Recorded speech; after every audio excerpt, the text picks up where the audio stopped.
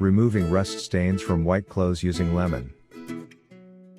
Only use this stain removing approach on white clothing, as lemon can fade colored clothes.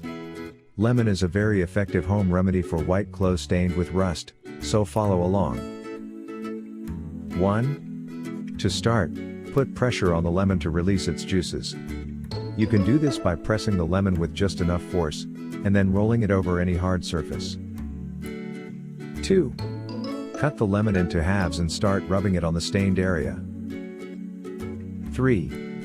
From time to time, squeeze the lemon to extract its juice and to soak the area of the rust stain. 4. When the stain starts fading, hang the garment in direct sunlight until the stain disappears completely. 5. The time needed for this remedy varies depending on the stain. It usually takes longer for dark stains. 6. Routinely check the garment for an hour or two to avoid over-bleaching, given the bleaching power of lemon and sunlight, in combination. 7. Once the stain is completely gone, rinse the area and allow it to air dry.